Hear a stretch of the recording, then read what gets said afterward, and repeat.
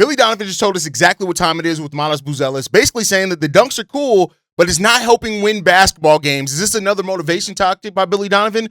Or is this going to be the next thing that fans bitch and whine about, saying that Billy Donovan is not getting? We're going to talk about that, plus Michael Porter Jr. trade rumors around the Chicago Bulls and how the Bulls are leaning on depth once again. We're talking about all that, plus the mailbag right after this.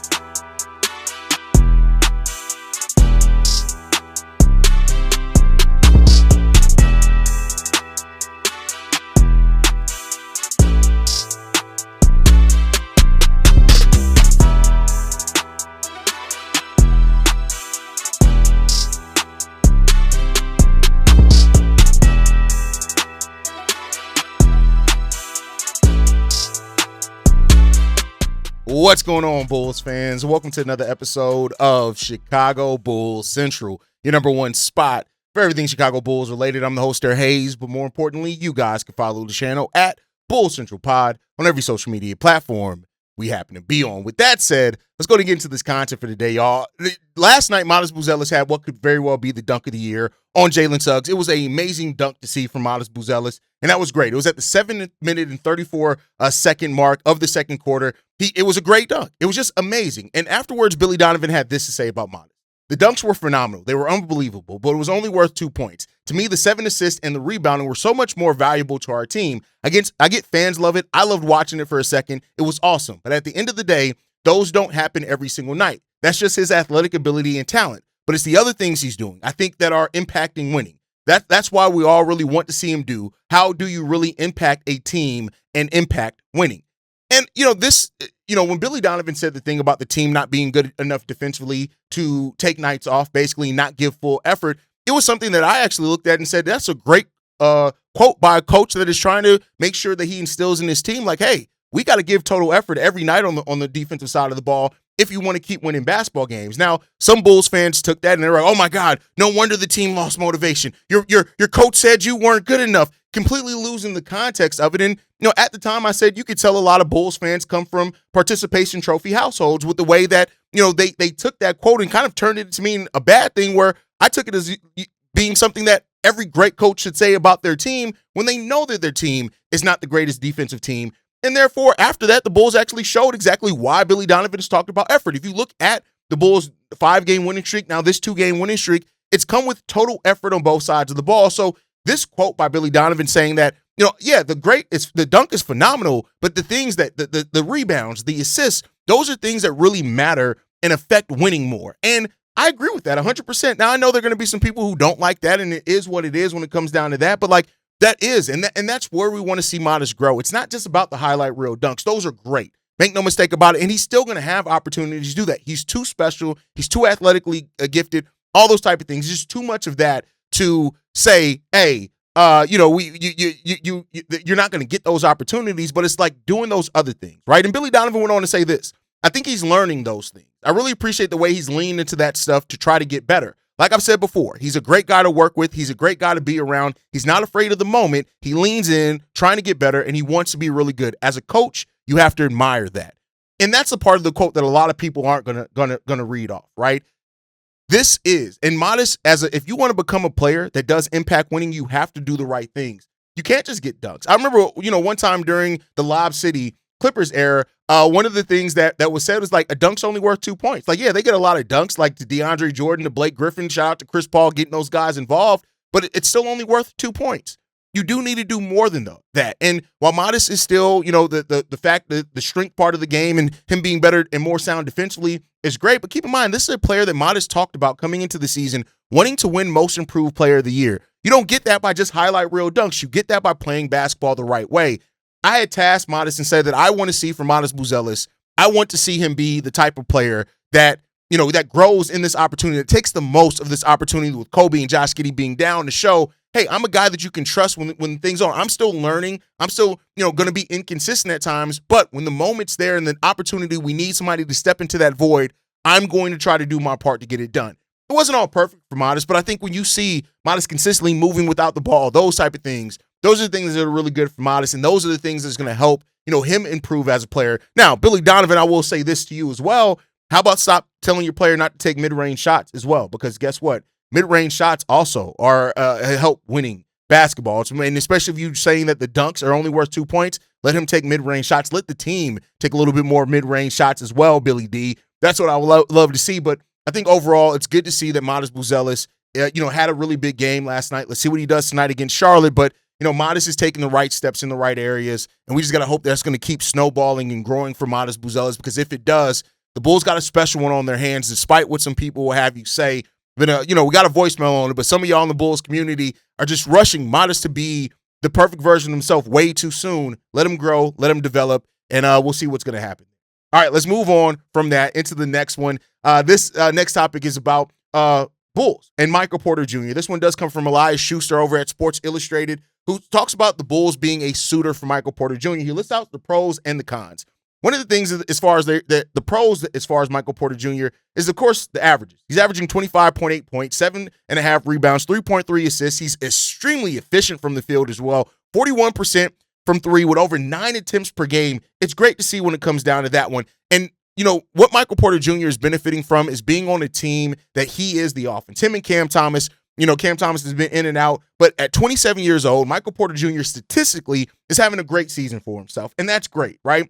And when you look at potentially adding that type of score to the Chicago Bulls, especially what he's able to do from three and add to that, which the Bulls take a lot of threes, but they aren't necessarily an efficient three-point shooting team, it's great, right? Now, the question then becomes about the fit. And I don't see a world in which Kobe White and Josh Giddey and Michael Porter Jr. can all be on the same team while you're still trying to develop Matas Buzelis. To me, if you make a move for Michael Porter Jr., you have to believe that you are not just a playoff team, but that you can win a playoff series or two if that's the type of move that you're going to add to this player. Now, we've talked about it. The expiring contracts, if you want to go out there and get somebody that you feel is a more perfect long-term fit for yourself than what you have with some of these role players on this team that are expiring contracts, I'm not mad at that at all. But if it gets to the point where you're trading a Kobe or Ayo Dosunmu for Michael Porter Jr., I have some questions there, because MPJ is great, and he wanted to be a Chicago Bull. That's the thing I'll always go back to. He wanted to be a Bull when he was drafted. We didn't draft him, but he has a $38 million contract this year, a $40 million contract the year after that. And while people like to compare Kobe's $30 million and say we'll be right back where we were with Zach, I think that's where we'll be with Michael Porter Jr. He can put up numbers on a losing team, but and not to say that he helped a Denver Nuggets team win a championship, but he was the third, even sometimes fourth option on that team, even though he had games where he took over. So I'd just be a little bit wary of adding him, again, unless it's for the expiring contracts. That's where it really comes down to. If you're throwing in expirings and the Portland first, for example, for Michael Porter Jr., I don't hate that. It's not long-term bad money, right? He only has 1 year left on his deal after this year, so you'd theoretically be giving him a year and a half to really see what he can do in your uniform. But it's just not the home run hit that I think some Bulls fans have made it out to be. It's a 26-game sample size, really, when it's all said and down to it. And when you look at it, his statistical bump can be directly linked to the fact that he's playing for a 10-win team that is basically just letting him get up the shots, right? Yes, he's looking very comfortable in a more high-usage role. He is putting up the numbers on the efficiency, so it's not like it's just a number of more shots. He's really doing it with efficiency. But when you look at it as well, like Cam Thomas, for example, he averaged 24 points in 2024-25, and he couldn't find anybody to pay him this past offseason, so he had to take the one-year tender to go back with the Brooklyn Nets. So I think it's that part of it. And there is definitely a risk involved if you're going to go after a player like Michael Porter Jr., and it just depends on what the price is. Like I said, if you're giving up the expirings for it, I'm kind of Vooch and P. Will, for example. Let's say that the Nets, they're bad at, they know they're going to be bad for a while. They look at a player like P. Will and say, hey, we may be able to develop him. You give us the Portland pick on top of that. We'll take Vooch as the matching part of it. I'm not necessarily hating that move. I don't hate it. I don't know if I love it, but I don't hate that move. But it does put a more emphasis on your timeline and winning now. And that's where it comes down to. The price of Michael Porter Jr. matters a lot in this conversation. And that's a part that we really don't have it for, but we'll see. But I do think the Nets are going to be shopping him at the trade deadline, and we'll see if they can get him moved. And if they do, Michael Porter can help you win games. I just think if you're trading for Michael Porter to be your lead scorer, like if you're including a Kobe White or something in that, I think that's where you may be a little bit disappointed because, again, even in Denver, he played off of Jokic, off Jamal Murray, off Aaron Gordon, right? And it says something that he was a player that they shipped out as well. But then again, they shipped off Josh Giddey to us, and look how that's helped the Bulls. So, we'll see. But let me know what you guys think on that down below. The prospect of trading for Michael Porter Jr., do you think he actually helps this team win basketball games? Or are you a little bit weary like me as far as he's putting up big numbers on a bad team, and that doesn't always mean that he's going to do that in a winning situation? And, the Bulls could be said that they're not even a winning situation. So we'll see what's going to happen there. Let me know what you guys think on that down below. Last time before we get into the mailbag, the Bulls take on the Charlotte Hornets today. And the Charlotte Hornets are coming into this with a 11-23 record on the season.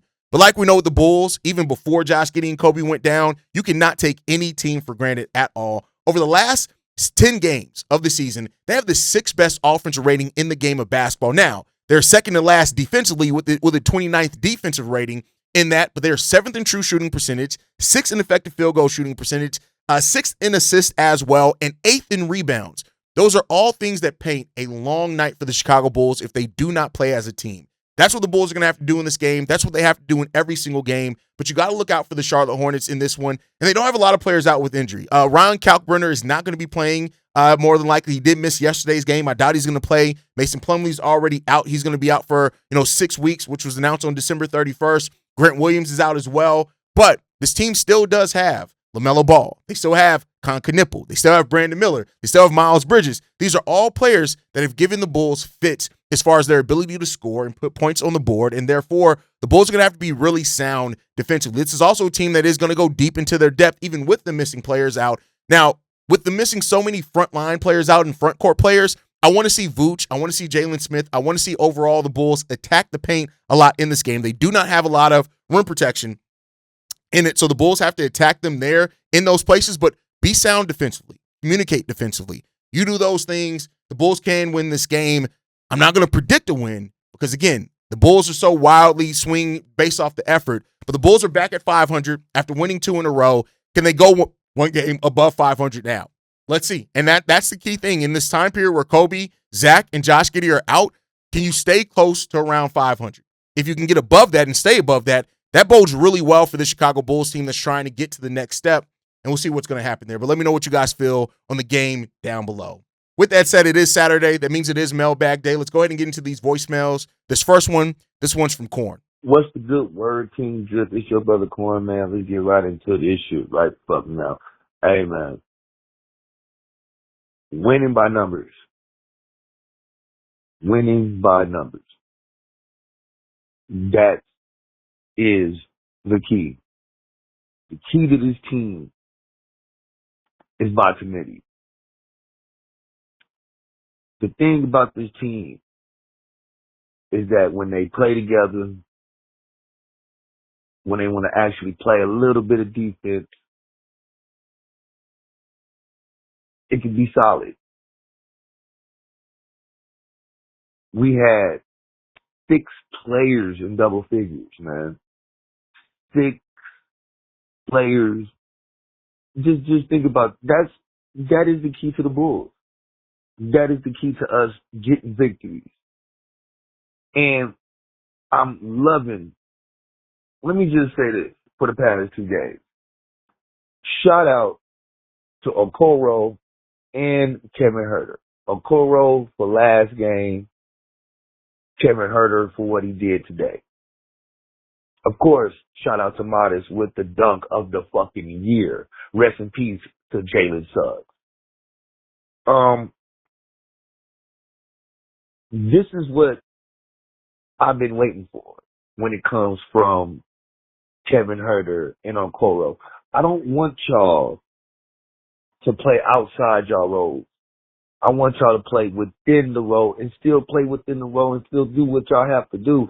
And it looks like that y'all getting comfortable with the offense that's being run finally. And having Kobe and Giddey out, I was not just looking at Matas to step up. I was just not looking at Io to step up. I was looking at Huerter. I was looking at Okoro. I was looking at P. Will. And like I said, man, it's going to be win by committee all season. Even when Kobe and Giddey and Zach and we get our guys back. Plain and simple. That's how this Bulls team is going to win. We got to have at least 6 or more players in double figures. Like, let's talk about it, man. We got Jalen with 11 points, Vooch with 17, Matas with 21, P. Will with 15, Io with 17, Herder with 20. We could have had 7 if Okoro would have had 10, but he had 9. So almost 7 players in double figures, man. And all this jazz about being nervous about us not getting over 500. We was already over 500. We was 6-1. Let's stop that bullshit. Let's stop that talk. Let's get over 500. The Bulls are winning with their depth. Absolutely, right? They have the Bulls have a roster where they can throw a lot of different styles at you as far as offensively, and they need to play sound defensively to keep up the pressure. But the problem with the Bulls is that when they don't move off the ball consistently, that's where things go left. Last night, the Magic worked into a double-digit lead when the Bulls stopped moving without the ball. The moment that we started back moving off the ball, moving the ball around, that's where we started keeping up with the Magic, right? That is such a key. The depth, always moving, right? And that manipulates the defense. It gets you lanes, those type of things. Stay active on offense and defense. You know, Bulls getting steals and get out in transition. Those are the things that help this team. As long as you can do that, you have the depth to do it. You're going to need a role player to step up every single night. Like you pointed out, Kevin Herter, Isaac Okoro. You're going to need those guys to step in and help. And that plays a part into this as well. So I think at the end of the day, you're just going to have to double down on your depth now. Trust that you're going to have a role player step up, and you need guys like Trey, Matas, Io, Kevin Herter, all those guys. You're going to need 2 to 3 of those guys step in and do things that are outside the role every single night for us to win, especially while we're missing Kobe and Giddey. Let's see if that's going to continue for this Bulls team. But all right, let's get into this next voicemail, man. This one's from Jerry. Hi, Hayes. This is Jerry calling back. And I think it's time for the Bulls to start breaking this team up because everybody seems to be so unhappy with them. They're being roasted by yourself, Bulls Locked On, Bulls Central, and the media. I think it's time to trade Josh Giddey.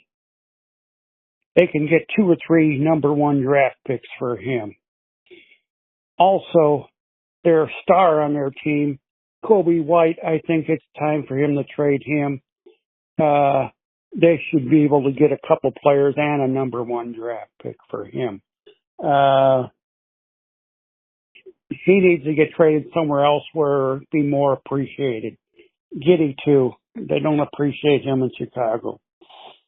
As soon as we started losing with the losing streak, all the shit hit the fan, and they want a different roster. Well, that's the start. Also, Giddey's at his highest value right now, and they always say that Bulls wait too long to trade their players. Well, time to move him on. Then they should go and get Walter Kessler as a free agent and pay him $25 to $35 million a year. Outbid everybody for him, and then draft another big center.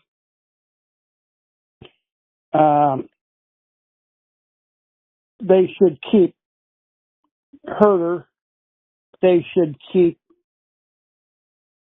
Ayo, Zach Collins, Jalen Smith, Trey Jones, Buzelis, Noah, Obrich, and Okoro. Maybe Okoro.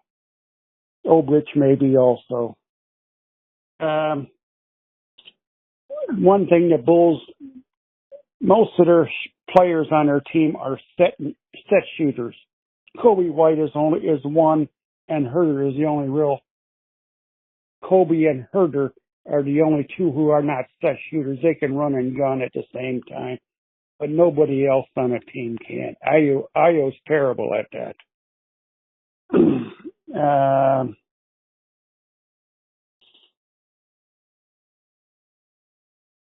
Also, I noticed a lot of players miss short shots near the rim, within 10 foot.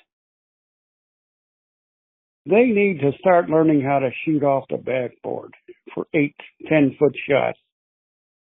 They need to watch Scottie Pippen.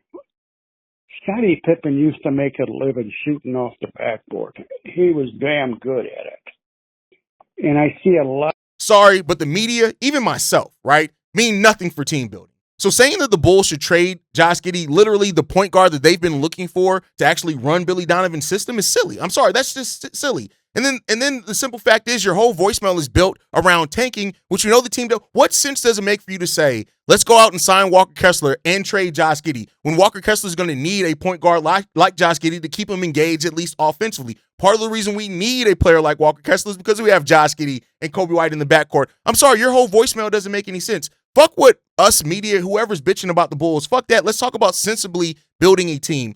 The Bulls are not going to tank. They've said it, they've signaled it, they showed it with their whole actions. They're not going to do it. So I'm sorry, saying trade Josh Giddey because you can get a couple of picks, but then throw $30-40 million at Walker Kessler, that's asinine. That's you doing things that are opposite of each other. That doesn't make any sense. If you're going to trade off a player like Josh Giddey for picks, then at least double down on being bad, and your picks and the picks that you get are going to be bad, and then you could stack that way. But saying live in two worlds, that's worse than what AK has done. That makes no sense, absolutely none at all. So I'm sorry, Jerry. I can't get with your voicemail here. I think it's silly, but I'd love to hear from you in the future.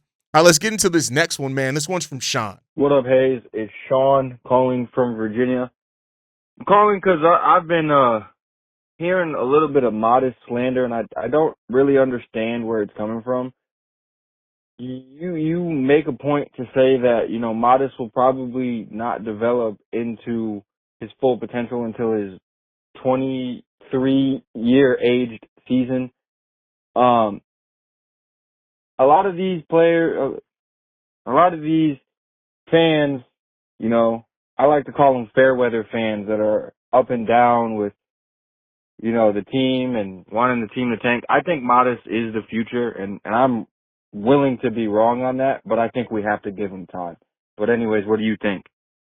Bulls fans are so thirsty sometimes, Sean, that they say stupid shit, much like the last voicemail that we heard. Right? Bulls fans were saying trade Matas or whatever else because Matas had, you know, a down period of time where the Bulls had a down period of time. He's a second-year player. He's 21 years old. I'm sorry, I hate to tell y'all, but not every player hits, and most players don't hit huge leaps in their second year, especially when they're the third or fourth option sometimes. Now, we said things like that about P. Will, and I understand that kind of triggers people a little bit, but you look at it, P. Will's Matas is a lot more active and a lot more productive than P. Will was, even when P. Will was the third or fourth option. So you can't even make that comparison. People need to chill out on this players need like this timeline that they have on people.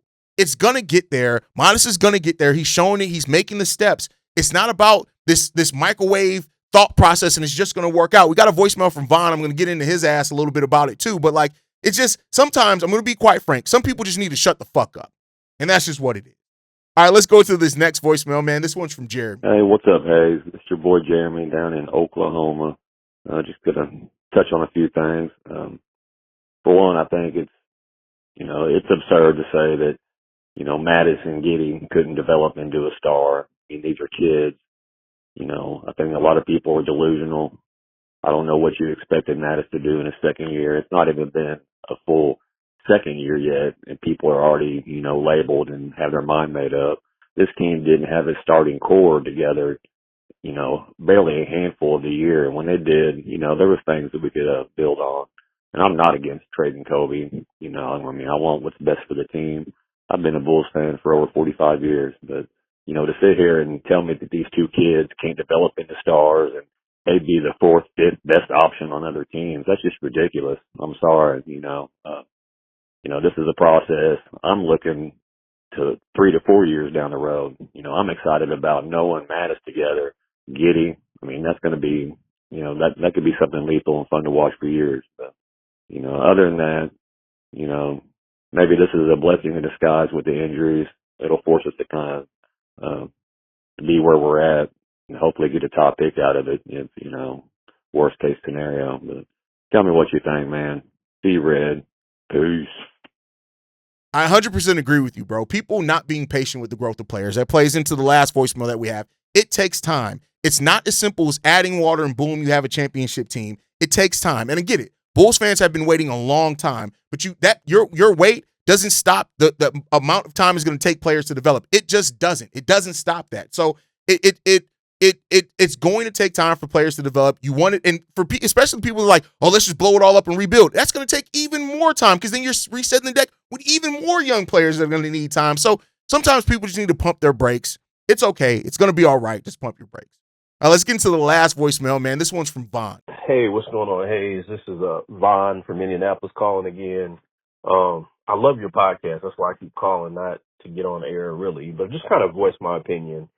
And again, I'm just tired of the delusional stuff that's kind of being fed to Bulls fans. Like, what's the Bulls' goal? Like, I think you're only 39. I'm 51. I saw the height of the 90s. You probably at least remember, some of it, at least the second repeat. But anyway, man, what are we aspiring to be? 6th, 7th seed? That's bullcrap. What needs to happen is these expiring contracts need to be traded. We don't need to be playing for the 6th or the 7th seed with players that might not even be part of the future next year. I'm not saying tank, but you can't get mad at AK and Eversley for not, being aggressive, and then at the same time ask them to keep playing for a little bit better than mediocrity. It's imperative that they trade Werder while he's hot. It's imperative that they trade Vooch, to a contender. I don't care if it's just for second round picks. These guys probably aren't in your long-term plan. Vooch isn't. And if you bring Werder back, you're going to keep starting him at 3 or giving him 25 minutes a game. Any team that Kevin Werder is getting 25 minutes a game on is not a top-seeded team. Period, point blank. So y'all can keep embracing mediocrity all you want. I'm done with it. Like, quit selling this crap. There's no two-way players on this team. Matas is going to be probably good. He may even be an all-star. But at the end of the day, he's going to get blocks. He's going to score. He's not going to impact the game the same way a two-way player would because he's not strong enough. And maybe he'll get stronger. But that crap about somebody comparing him to KD, just stop. Stop the madness, as my boy said back in the day. So I'm sorry, I'm going to keep listening to you, but I'm going to keep calling in and calling y'all on this bull crap. Like, what do the Bulls want to be? Do they want to be great? Do they want to beat a good team in a 7-game series?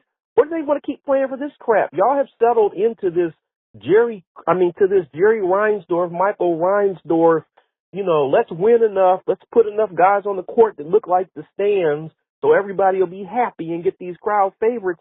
Look at OKC. Look at the good teams. They don't look like the Bulls. Sorry. Peace. Okay, you say that you're not to say tank, but what you're saying is tank. And being aggressive means a lot of different things. You can't just say, oh, because y'all want them to be aggressive, that means aggressively trade everybody. That's not the only way of being aggressive. That's stupid. I'm sorry. Your whole thought process around, we don't have two-way players, okay? The Indiana Pacers, a team that you, in your last voicemail, what's their record? What are all those two-way players? You need more than that. Your whole thought process here of you just wanting to hear the real. No, you don't want to hear the real. You want to hear your opinion come out of somebody else's mouth. That's not real. You know what the real is? It's going to take time. There's not a single team that you can talk about being a contender that didn't have to go through at some point being the 6th seed, as you mentioned. You're not going to add water and boom, say, we're not gunning for the 6th seed. We're gunning for a championship. It takes time to get there. Your whole thought process of two-way play, it's all hide behind the fact that you don't want to admit because you can't be man enough. You can keep calling in, but you can't be man enough to just say, hey, I have a problem with so many white players being on the team because that's a dumbass line of thinking. And then even your whole thought process of, Kevin Huerter would be, like, I can name a bunch of players that are worse or the same level of players, Kevin Huerter, that are getting 25 minutes on contending teams. The difference is that once a team is at that place, you view those role players differently. It's just period in that one. You got to stop with the bullshit. Like, honestly, your whole thought process and many fans that think about you have their heads so far up their ass that they think that there's only one path to getting places. And the whole thing of anybody who relies on, I got to see the championship teams, that means that I don't understand team building. You're fucking stupid. Like, it takes time. Jordan got eliminated in the first round of the playoffs a lot. Did he not? Go see what their seeding was. So miss me with all that bullshit. It takes time. And even if you were to trade all the expirants, you're still resetting the deck. It's still going to take time. It's not as simple as adding water and boom, you got a championship team. Chill the fuck out. Stop trying to make it seem just because you say that it gives you some type of inside edge. It doesn't. It makes you actually seem detached from reality and stupid. That's just my thought process. But that's it for today's episode. If you enjoyed today's breakdown, make sure you guys hit that like button, subscribe to the channel as well, turn on notifications so you don't miss a single thing. I love to hear you guys' thoughts on everything down below as well. Make sure you guys are following us at Bulls Central Pod on every social media platform. You can send us any feedback, questions, comments, concerns, bullscentralpod@gmail.com. And then lastly, if you want to leave a text message and our voicemail for the mailbag, The number to do so, 773-270-2799. We are the number one spot for everything Chicago Bulls related, but that is thanks to you, lovely and beautiful people. And like I like to end every episode on, go Bulls. Love you guys. See you right if you can, y'all. Peace. This has been a presentation of the Break Media.